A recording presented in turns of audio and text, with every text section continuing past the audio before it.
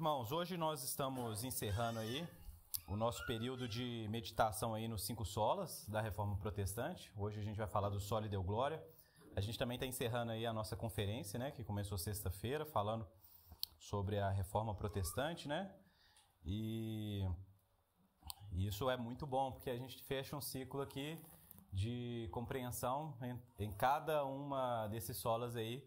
É um degrau ou uma peça de quebra-cabeça aí para a gente poder chegar no objetivo, num todo aí, compreender aquilo que Deus tem feito na história, né? E aquilo que Ele faz na sua história. Então, Isaías capítulo 6 vai ser o texto que eu vou usar aqui para a gente poder falar sobre a glória de Deus, falar sobre esse Deus que é todo glorioso, tá?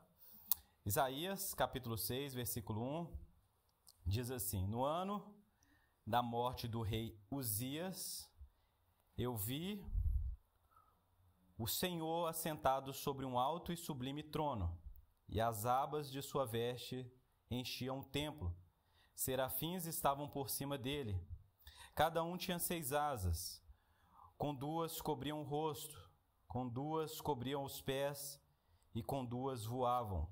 E clamavam uns para os outros, dizendo: Santo, Santo, Santo, é o Senhor dos exércitos. Toda a terra está cheia da sua glória.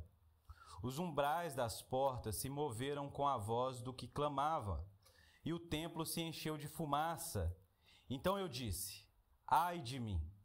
Estou perdido, porque sou homem de lábios impuros, e habito no meio de um povo de lábios impuros, e os meus olhos viram o Rei, o Senhor dos exércitos.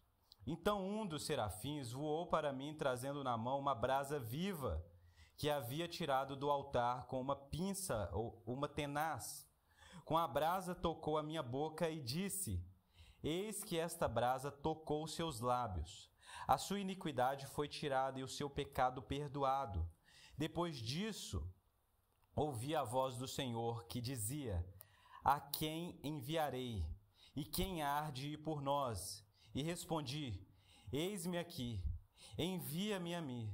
Então ele disse: Vá e diga a este povo: Ouçam, ouçam, mas sem entender, vejam, vejam, mas sem perceber. Torne insensível o coração desse povo, endureça-lhe os ouvidos e feche os olhos dele, para que não venham a ver com os olhos, ouvir com os ouvidos e entender com o coração, e se convertam e sejam curados. Então eu perguntei: Até quando, Senhor? E ele respondeu: Até que a cidade esteja em ruínas e fiquem sem habitantes, as casas fiquem sem moradores e a terra esteja em ruínas e devastada. E o Senhor afaste dela o povo, e no meio da terra sejam muitos os lugares abandonados. Mas se ainda ficar a 10ª parte dela, tornará a ser destruída, como o terebinto e como o carvalho, dos quais, depois de derrubados, ainda fica o toco. Assim, a santa semente será o seu toco. Vamos orar? Feche seus olhos. Pai, dê a nós entendimento das Escrituras, ó Pai, para que nós possamos também contemplar a Tua glória, ó Pai, e possamos responder à Tua glória, ó Pai, com o coração quebrantado, ó Pai, com o coração humilde, obedientes, ó Pai, que nós possamos nos colocar diante do Senhor e do Seu chamado, ó Pai. Faça-nos ver a Tua glória, ó Pai, em nome de Jesus. Amém. Irmãos, eu disse ao longo desses domingos aí, né, e ao longo desses dias, de tantas coisas que a gente viveu como igreja. A Reforma Protestante, ela trouxe para o mundo uma nova perspectiva do que é a vida, do que é a realidade, do que é Deus e do que é ser igreja, certo? Ontem mesmo nós falamos de alguma das respostas que a Reforma Protestante trouxe para a sociedade. Criação de escolas, sistemas econômicos, né? Como a igreja, os crentes deveriam lidar com o dinheiro, questões sociais, desenvolvimentos sociais em geral, né? A gente poderia incluir aí a ideia de saneamento básico, a questão da dignidade humana, né? A gente poderia falar de tantas coisas que a reforma trouxe nesse sentido de propor algo para as nações, no sentido geral. Certo? E quando nós vamos falar, por exemplo, do Soli Deo Glória, né, nós enfatizamos como nós devemos glorificar a Deus. Eu falo isso muito aqui quando eu estou pregando, de que você deve glorificar a Deus no serviço na igreja, no seu serviço, né, que nós dizemos que é secular, mas na verdade ontem a gente aprendeu que todo trabalho é sagrado, certo? Então se você corta um cabelo, ou se você é um faxineiro, uma faxineira, ou se você administra uma empresa, que você faça isso para a glória de Deus, de maneira que Deus deve ser glorificado nessas coisas. Ou seja, nesse sentido, tudo é então santificado, tudo é glorificado, Deus é honrado, então por meio daquilo que nós fazemos, ou seja, o que nós fazemos importa para Deus. E às vezes nós ficamos nessa coisa de glorificar a Deus como uma resposta, certo? E hoje eu queria assim trabalhar a ideia de que se não há entendimento e contemplação da glória de Deus, a resposta ela também pode ser que ela não seja para a glória de Deus. Tá entendendo o que eu estou falando aqui? Não basta apenas fazer o que nós fazemos com boa intenção. Nós precisamos ter passado pela experiência de contemplar a grandeza e a glória de Deus. Certo? Então, esse domingo, hoje essa pregação, ela vai focar nisso. Se você quiser a pregação como se glorificar a Deus no dia a dia, você vai ter que ir para o YouTube lá, ver a pregação nossa do Soli Deo Glória do ano passado e fazer aí o seu estudo, tá bom? Então, eu queria trazer os irmãos para o texto de Isaías, que descreve muito bem o que eu quero dizer. Perceba bem, versículo a versículo. No ano da morte do rei Uzias. Quem foi o rei Uzias? O rei Uzias foi considerado um reino do reino do sul, né, de Judá, um rei bom, certo? Ele trabalhou muito na expansão do reino de Judá. Então, ele é considerado um rei bom. Vamos dizer assim, ele é um bom governante. Uma pessoa que trouxe um período de certa estabilidade emocional, política para a nossa sociedade, para a sociedade de Israel. Então, ele era uma pessoa daquela qual a gente orava para que Deus não matasse. Entendeu? Pensa nele. Deus não deixa essa pessoa morrer, não. Não deixa essa pessoa engasgar e morrer, não, porque é uma pessoa boa que governa sobre nós. Mas é justamente na época que um rei morre, um rei bom morre, um rei que representa algo bom para a nação de Israel morre, que Isaías tem a visão de um rei superior, certo? Talvez as pessoas aqui nesse momento poderiam estar em prantos, desesperados. O que será de nós? Porque um rei bom se foi. Mas a gente sabe que essa história de rei, se o rei não for bom, a gente vai sofrer. A gente vai ser conquistado. As nações inimigas, elas vão levar os nossos filhos, elas vão levar nossas mulheres. A gente vai ser devastado. Então imagina o medo de alguém que é considerado bom pela sociedade, alguém que traz um certo tipo de segurança, morreu. A confiança do povo poderia estar na capacidade desse rei governar sobre Israel. E há choro, há lamento, porque alguém bom se foi. Mas justamente quando alguém desse mundo, um governante, morre, Isaías vê o Senhor assentado sobre um alto e sublime trono, ou seja, ele tem uma visão majestosa, porque ele vê o Senhor, não um rei temporal, mas um rei eterno. Não alguém que tem o governo durante alguns anos, que é o caso de Uzias, que governou durante 50 anos, mas alguém que tem um reino eterno, duradouro, estável. Ele vê o Rei dos Reis, o Senhor dos Senhores. Ele vê o próprio Deus assentado num alto e sublime trono, num lugar de governo, um lugar onde as situações dessa vida não abalam o seu governo, não abala essa estrutura de poder que ele sustenta, que ele tem. Ele está sentado no alto e sublime trono. Essa é a visão que você deve ter de Deus. Deus não é pego de surpresa por aquilo que acontece nesse tempo. Deus está lá, governando, todas as coisas estão no controle das suas mãos. Deus governa sobre a história, sobre os seres humanos, sobre as nações, sobre as eras. Deus governa do seu alto e sublime trono. Essa é a mensagem de Deus. Essa é a imagem de Deus que você deve construir. Deus está lá.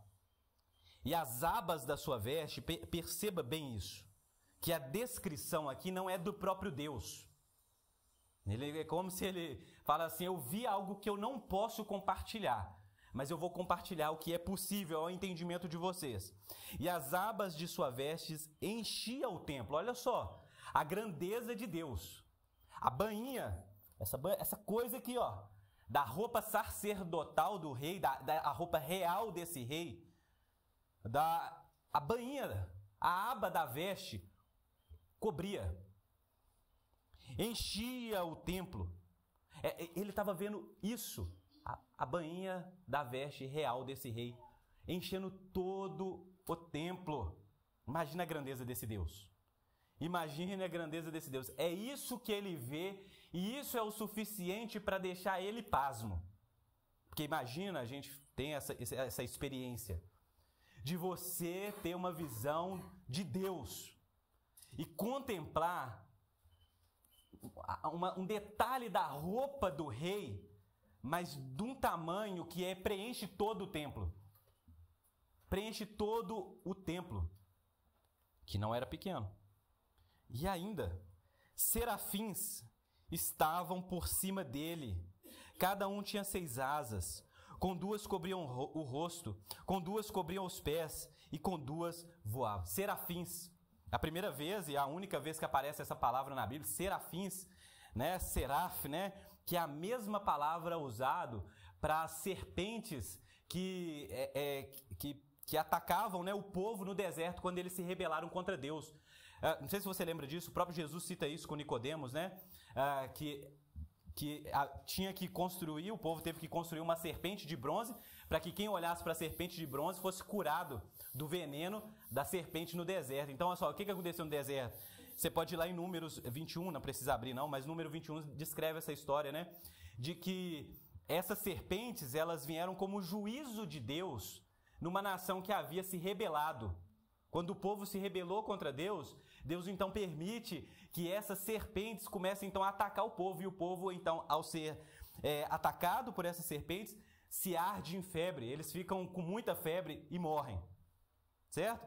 E essa palavra para serpente é a mesma palavra para serafim, que significa encandecido, abrasado. Dando entendimento de que esses serafins, ou seja, esses seres angelicais, esses anjos, eles estavam ardendo em chamas, queimando, sem se consumir, eles queimavam. E olha só, percebe a ideia do juízo. Porque se a serpente no deserto, a picada da serpente, ela é capaz de matar uma pessoa, imagine então um serafim queimando diante de mim.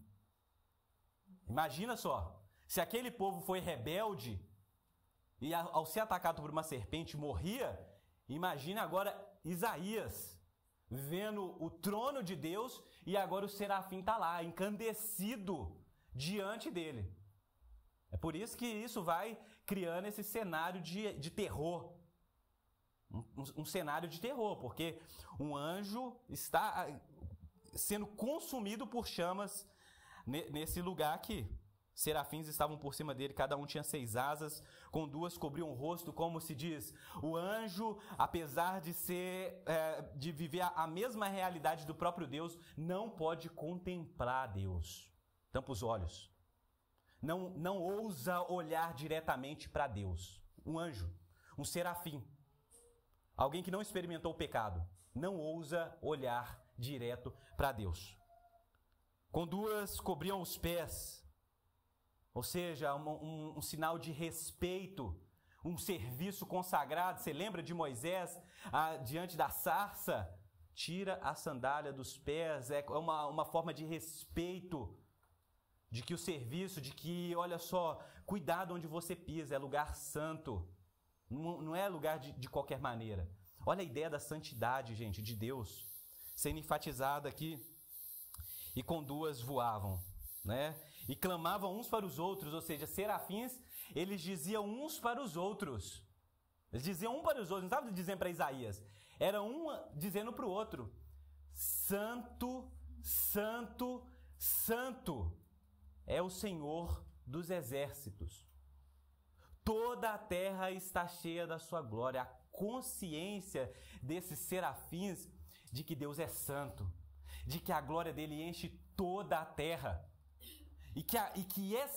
E esse entendimento da santidade, da glória de Deus é algo que não pode ser contido. Eles não podem contemplar e experimentar essa realidade sem que o testemunho seja dado a outro. Então o serafim, ele diz um para o outro, eles dizem uns aos outros que Deus é santo.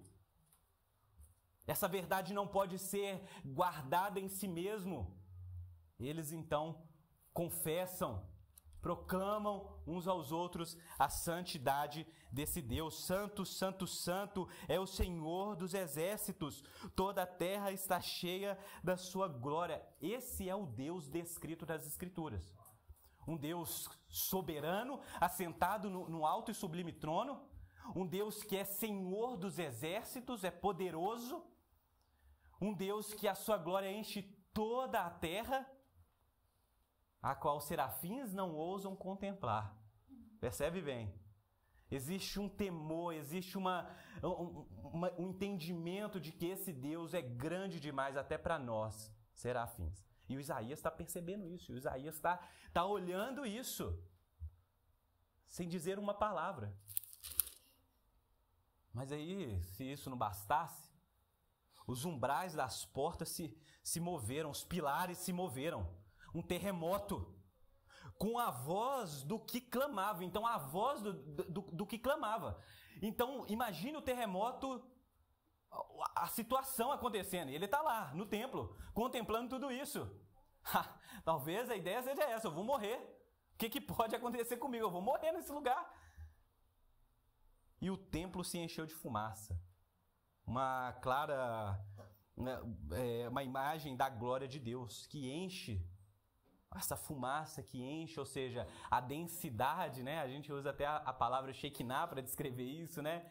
Mas é a glória de Deus, a fumaça que procede dessa glória de Deus. Percebe isso? Percebe isso? Então eu disse, Isaías: ai de mim, ai de mim. Porque é isso que uma pessoa deve dizer diante da santidade de Deus. Ai de mim. Quem sou eu para permanecer diante de Deus e ver o que eu estou vendo? Ai de mim. Estou perdido. Estou perdido. A conclusão é lógica. Estou perdido. Porque sou homem de lábios impuros e habito no meio de um povo de lábios impuros. E os meus olhos viram o Rei, o Senhor dos exércitos. Perceba bem. Ai de mim. Ai de mim. Mas o interessante é que o que ele está dizendo aqui não é ai de mim porque tenho praticado iniquidade, ou que tenho pecado, ou que tenho feito X ou Y. O problema que ai de mim é porque os meus lábios são impuros. Lábios impuros. O problema do povo não é que o povo se corrompeu e adora ídolos, que está fazendo aliança com outras nações. Olha só, o problema do povo aqui é lábios impuros também.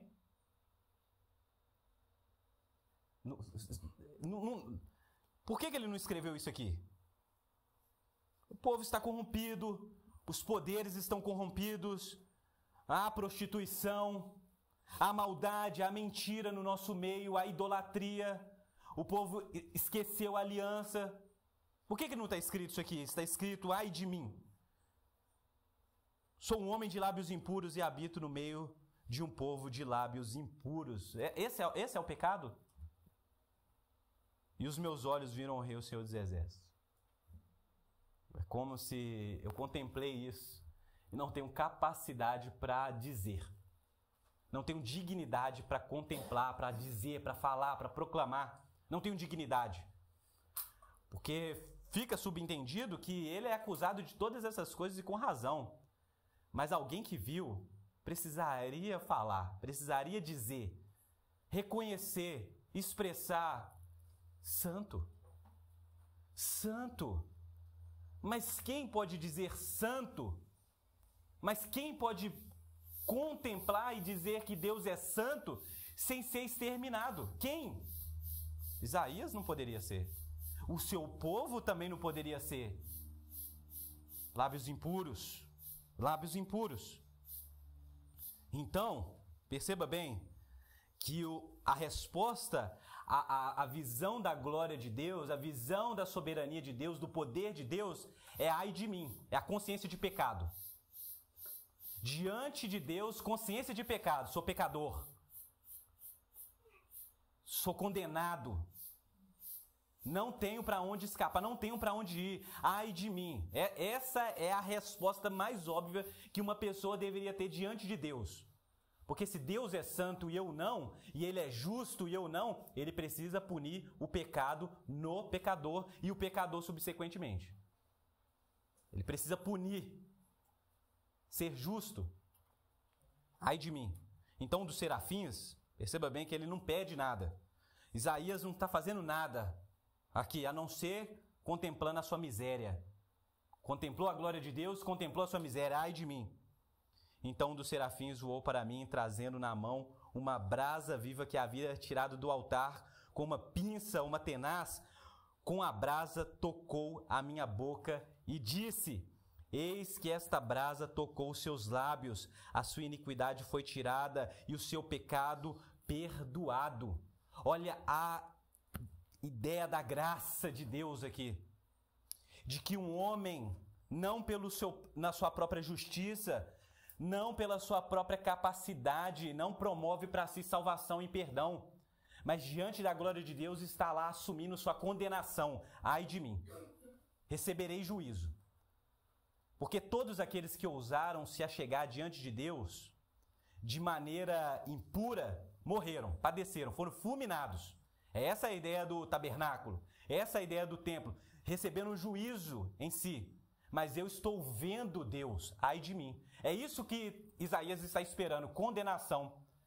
Mas na esperança da sua condenação, sabendo que se for julgado, será julgado com equidade e justiça, porque Deus é justo, Deus não erra no seu conselho. Se ele for julgado, será julgado e Deus continuará sendo justo e bom. Ele merece condenação. Mas olha o que é que acontece. Em vez de vir juízo sobre ele, o que vem é perdão de pecados. O que vem sobre ele é graça de Deus, é perdão de pecados. É absolvição. Ele espera a condenação, mas o que vem sobre ele é a absolvição. O serafim pega uma brasa do altar, do lugar santo, e pega com um instrumento, porque nem o serafim ousou tocar nessa brasa com as próprias mãos, sei lá, usou um intermediário para isso. Tamanha a santidade daquilo que compõe o altar. A ideia de santidade, de pureza, você percebe isso aqui? Você tem que perceber isso aqui. E ele pega isso e toca nos lábios, sai de mim, meus lábios são impuros, toca nos lábios de Isaías. E é engraçado que quando você olha para a história, né, da Mesopotâmia, havia esses ritos, né, de purificação pelos lábios, e realmente acontecia isso. Para a pessoa ser purificada nos rituais mesopotâmicos, estava rolando lá a cerimônia lá, pegava uma brasa da fogueira e colocava realmente a brasa da fogueira na boca de uma pessoa, simbolizando a purificação. Através daquilo a pessoa era purificada. Então essa é mais ou menos essa ideia que Isaías está tentando trazer aqui, de que Deus está purificando a pessoa a começar dos seus lábios. Está purificando Isaías a começar da sua língua. Está sendo purificado, está sendo perdoado. Eis que a brasa tocou os seus lábios, e a sua iniquidade foi tirada, e o seu pecado perdoado. Iniquidade, um dos significados que eu melhor resume iniquidade para mim, é aquele pecado que não é um pecado que você comete ele na falta de consciência. Iniquidade é aquele pecado proposital. Eu sei o peso e a consequência e sei o que isso significa para Deus, mas mesmo assim eu vou pecar. Iniquidade. Eu sei que Deus odeia a idolatria. Eu sei que Deus odeia a mentira. Eu sei que Deus odeia esse pecado, mas eu vou pecar. Iniquidade. Quando você lê essa palavra nas Escrituras, iniquidade tem a ver com isso. Pecados premeditados. Pecados que as pessoas tinham consciência que elas estavam pecando, mas mesmo assim elas tomam um partido, elas tomam um juízo. Iniquidade. Mas a iniquidade de Isaías foi tirada. A intenção do pecado proposital foi tirado. O seu pecado foi perdoado. Por quê? Porque isso que vem de Deus, essa graça que vem de Deus, que poderia vir para juízo, vem para absolvição, vem para a graça. Para que Isaías não fosse morto, mas fosse o quê? Vivificado. E aqui está algo muito interessante que nós devemos trazer para a nossa própria vida. Se Deus me perdoou, se Deus fez essa ação, esse movimento de graça na sua vida, se você estava consciente do seu pecado diante de Deus e disse, ai de mim, entretanto foi perdoado pela graça de Deus, pela vontade de Deus, é porque tem algum objetivo na sua vida ainda. É porque existe alguma coisa a acontecer. O que é isso que vai acontecer? Fui perdoado, Isaías foi perdoado, versículo 8. Depois disso ouvi a voz do Senhor que dizia, a quem enviarei? Por quê? Porque Deus tem uma missão. Deus tem uma missão. Quem eu enviarei? Quem enviarei? Isaías ainda contempla Deus dizendo, quem enviarei? A quem há de ir por nós? Algumas pessoas poderiam dizer que a Trindade, a ideia aqui mais parecida, né? Não estou excluindo essa primeira possibilidade, é de que Deus está conversando com um conselho celestial, dizendo, quem vai por nós? Porque os serafins diziam uns aos outros, certo? Mas quem dirá às pessoas? Quem irá às pessoas? Quem irá às nações? Quem irá aos povos? Porque Deus poderia escolher anjos, não é isso que a Escritura diz? Mas escolheu pessoas para comunicar essa mensagem de que Deus é santo, santo, santo. Deus Todo-Poderoso. O Senhor dos Exércitos. Deus poderia comissionar os seus anjos a pregar o Evangelho, mas não. Escolhe pecadores perdoados. Gente que participava da mesma condição daqueles que agora serão os nossos ouvintes. Olha só a ideia da graça. Quem há de ir por nós? E o Isaías prontamente responde. Por quê? Porque não há mais o que pensar. Eu estava perdido, eu estava prestes a morrer. Mas agora eu fui perdoado. Se existe uma missão, eu estou aqui. E ele é justamente o que ele diz. Eis-me aqui, envia-me a mim. Então ele disse, vá e diga a este povo, ouçam, mas sem entender, vejam, sem perceber. E aqui a gente usa essa mensagem de Isaías para falar nos congressos de missões, não é isso? Nos conferências de evangelismo e tal. Deus perdoa um pecador, e comissiona ele a uma missão. Mas a missão de Isaías é uma das piores missões que a gente poderia desejar. Porque ele é chamado a pregar para as pessoas que não vão ouvir, que não vão ver, que vão rejeitar a mensagem que ele vai pregar.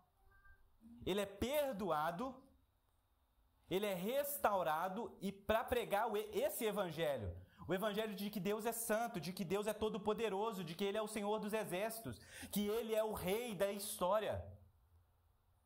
E ele é chamado para pregar essas verdades. Entretanto, os seus ouvintes não ouvirão, não verão, rejeitarão a mensagem. Isso traz para ele angústia, não questionamento, angústia. Porque imagina só você perdoado ter que pregar o evangelho e as pessoas não ouvirem. O que você quer? Você quer que as pessoas ouçam, que elas também sejam perdoadas. Mas a angústia de Isaías é que justamente as pessoas que ele vai pregar o evangelho não vão ouvir. Ele vai pregar a mensagem e não vão ouvir. Até quando, Deus? Até quando? Até a cidade ser totalmente devastada. até os povos serem totalmente dispersos, até que não haja mais cidade, até que não haja mais nada. E esse é o fim? Ele poderia perguntar isso. E esse é o fim? E o versículo 13. Mas se ainda ficar a 10ª parte dela, tornará a ser destruída, como o terebinto e como o carvalho, dos quais depois de derrubados ainda fica o toco. Assim a santa semente será o seu toco. Olha a mensagem de Deus. É necessário vir juízo sobre Israel, até que o povo seja disperso, até que a cidade seja destruída, até que não reste mais nada. Mas o toco, assim como o terebinto, como o carvalho, e para você entender uma linguagem melhor, lá do lado ali do pé ali de carambola, tem o pé de amora, que é aquele pé ali fora ali. Eu cortei ele há uns 3 meses, eu cortei ele mesmo e deixei o toco. E eu fiz isso porque eu sabia que na casa do meu sogro lá também tem um pé de amora. E você pode cortar ele, que aí vai dando a chuva, jogando água, ele vai crescendo de novo ali. E ele dá de novo, porque estava muito alto, estava dando as larvas ali. Então é essa a ideia de Deus. Deus diz para Isaías, pode pregar, pode dizer a mensagem. O povo vai ser devastado, a cidade destruída, mas ainda vai restar algo. E desse algo é que Deus vai fazer algo novo. Que Ele vai fazer a santa semente florescer, germinar. É desse toco, é desse não resta mais nada, que Deus vai fazer brotar algo, e esse algo será o algo novo de Deus na história. Porque olha só, o propósito de Deus não é especificamente com Israel, mas é com povos de todas as nações. Isso já está anunciado em Abraão, em Isaac, em Jacó, no próprio Êxodo. É para que Deus pudesse ser rei em toda a terra e governar sobre todos os povos. Certamente o Salmos capítulo 2 diz sobre a autoridade que o Filho de Deus, o Messias, o ungido, recebe para despedaçar as nações. Essa é a ideia do juízo. Entretanto, no juízo você também tem o quê? A ideia da graça de Deus, que dentre as nações Deus tem o seu povo, a qual está sendo salvo, a qual está sendo redimido, a qual está sendo perdoado. Numa sociedade de lábios impuros, de iniquidade, de corrupção, Deus tem os seus. Numa igreja que nasce durante perseguição, o seu líder Jesus morre, os seus apóstolos morrem, a igreja que é perseguida, depois ela parece que é dissolvida durante um período de trevas. A gente poderia pensar, será que toda a cidade, será que todo o povo foi devastado, destruído, dispersado? Mas Deus tem os seus, tem os remanescentes. Tem aqueles que permaneceram fiéis a Deus, aqueles que ainda colocam a sua esperança não em Uzias, mas no Senhor dos senhores, no Rei dos reis. Essa é a ideia da glória de Deus que eu queria trazer aqui. Que glorificar a Deus, contemplar a glória de Deus, é contemplar esse Deus que tem o seu trono nos altos céus, é o sublime, é o soberano. Não importa o que aconteça na história da humanidade, os reinos que assumirão, as doenças, as pragas, as catástrofes naturais, as maneiras, o modus operandi, não importa o que aconteça nesse planeta, Deus tem uma história. E nessa história Ele está salvando pecadores, perdoando pecadores, tirando a iniquidade desses pecadores, convocando esses pecadores para que esse povo seja o seu povo, sua propriedade, a sua nação. Ele está convocando esses peregrinos, essas pessoas que têm as suas trajetórias, suas vidas pelo deserto, pelas montanhas, pelas cidades. Todas essas coisas vão passando, mas existe uma história com um fim. ou um começo, depende de qual a sua perspectiva. Existe uma direção a qual aponta o próprio Jesus inaugurando um novo tempo, novos céus e nova terra, um novo povo redimido, completamente perdoado, completamente restaurado.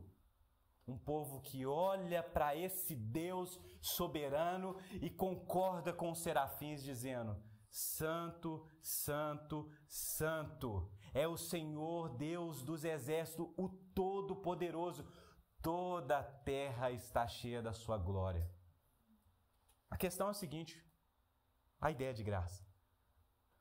Por que nós vimos e não outros? Que tamanha graça, que tamanho amor. Porque nós estamos vendo a glória de Deus. Porque nós estamos vendo Jesus agindo nas nossas vidas. Porque nós estamos sendo perdoados. Mas Jesus, o próprio Jesus, vai dizer no final dos evangelhos que agora ele também tem uma missão para aqueles que foram perdoados. Jesus também tem uma missão para aqueles que tiveram as suas iniquidades tiradas. Mas a mensagem e o tempo chegou de que agora nós falaremos às nações e virão povos de todos os lugares para encontrar com o Messias. De que as barreiras, que os muros agora cairão diante da pregação do Evangelho. De que eu e você, pecadores perdoados, podemos dizer a outros pecadores, a pessoas que vivem iniquidade, de que elas também podem ser perdoadas.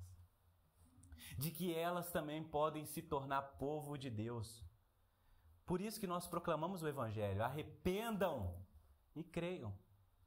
Nós agora proclamamos o ano aceitável de Deus.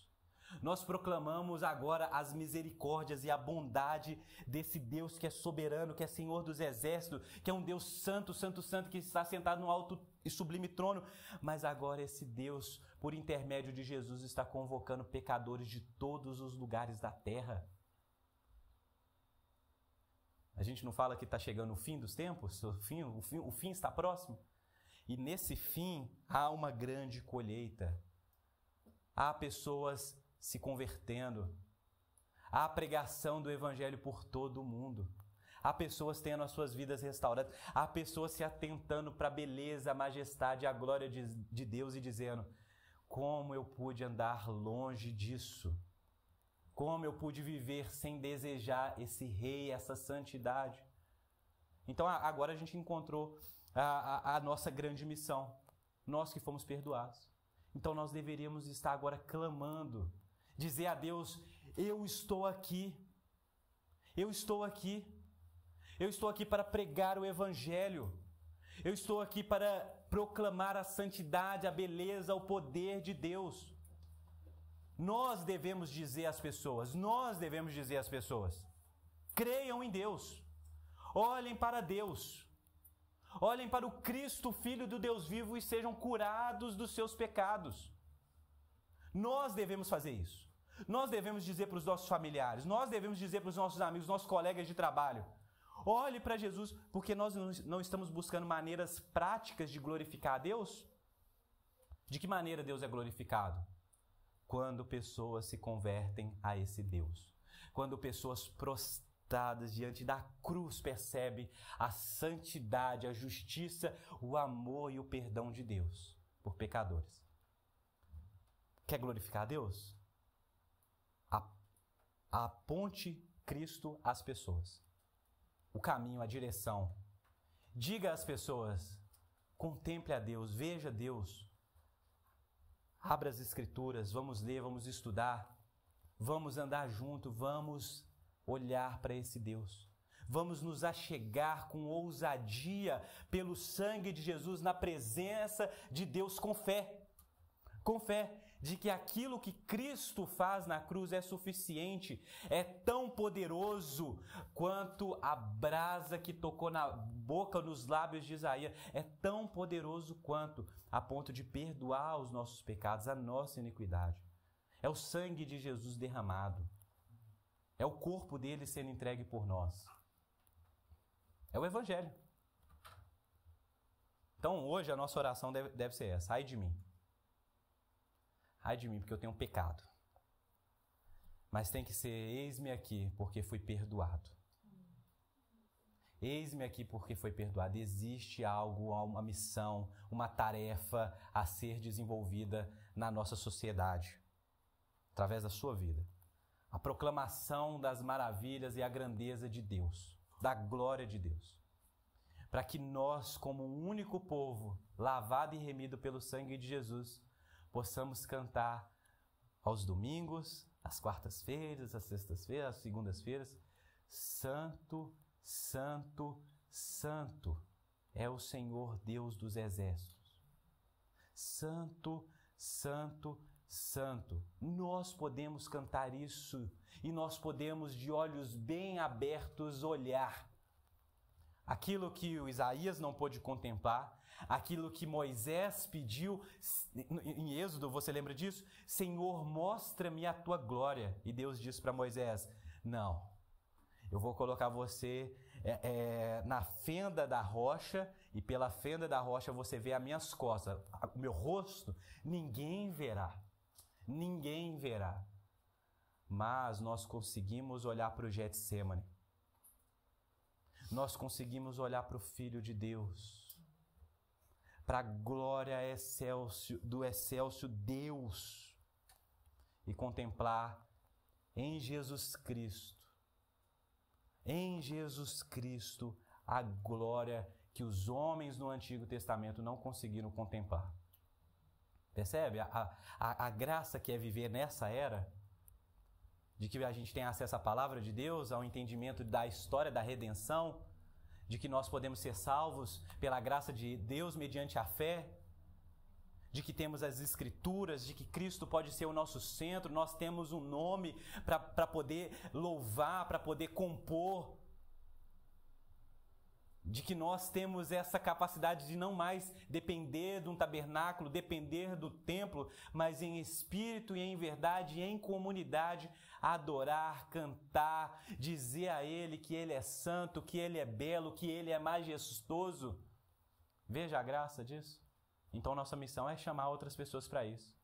Venha você que está perdido, venha você pecador, como diz, né? Você que está lá fora, venha, vem ver. Vem ver. De dizer para as pessoas, em nome de Jesus, siga Jesus. Em nome de Jesus. Dizer em nome de Jesus é se colocar no lugar, com essa tarefa de Jesus para a sua vida e dizer para as pessoas, se arrependam e creiam, venha seguir Jesus. Entregue a sua vida a Jesus. Essa é uma forma de nós glorificarmos a Deus. Glorifique a Deus no seu trabalho, glorifique a Deus nas atividades comuns e diárias, mas não esqueça de que nós estamos aqui para proclamar às pessoas a glória desse Deus que é revelado no Evangelho. A luz do Evangelho brilhando em meio às trevas. A luz do Evangelho brilhando em meio às trevas. Então essa é a mensagem. Que você deseje e busque um entendimento maior da glória de Deus. Viva para a glória de Deus. Porque quando nós desejarmos, quando nós nos satisfazermos na glória de Deus, nós teremos toda a força para vencer os pecados, vencer as tentações. A glória de Deus será tudo para nós. Contentamento que procede de Deus somente quando eu contemplo a glória de Deus. Porque não há melhor lugar, não há qualquer outra coisa que eu pudesse ou que eu possa comparar a glória e majestade de Deus, de estar diante de Deus, diante da presença de Deus, diante desse Deus que me perdoou. Por isso que o salmista diz, restitui em mim, ó Deus, a alegria da salvação, a alegria de saber que eu sou salvo, a satisfação de saber que eu fui perdoado. Você foi perdoado pelo sangue de Jesus, pelo sacrifício de Jesus. E isso é grande demais e rico demais para a gente tratar isso de qualquer maneira. Amém? É por isso que na ceia nós encontramos o entendimento máximo desse perdão. de que é Cristo entregando o seu corpo, derramando o seu sangue para poder concluir definitivamente a nossa salvação. Garantir a nova aliança, garantir a salvação para esses perdoados. Gente de todo tipo. Não importa de que família você veio, qual foi a sua história, mas perceba bem como Deus trabalhou na sua vida até você chegar nesse domingo aqui, meu irmão. É aquela música do Tapeceiro, do Estênio Marcius, né? De que às vezes a gente olha para a história da redenção, é como se fosse um tapete do lado contrário e a gente não entende os pontos, as linhas, as cores. A gente não entende porque nós estamos vendo a história da redenção daqui, da visão limitada. Mas no final dos tempos, quando o tapeceiro terminar a sua obra e virar o tapete para nós contemplaremos essa história de beleza, de glória e majestade de Deus. De saber que todas as coisas cooperaram para esse fim glorioso. E nós, mais uma vez, juntamente com os anjos e o coral e todos os seres angelicais e celestiais, cantaremos mais uma vez. E agora, não nesse medo de Deus, não no medo de ser fulminado, mas uma canção de louvor, de alegria. Santo, Santo, Santo. Amém?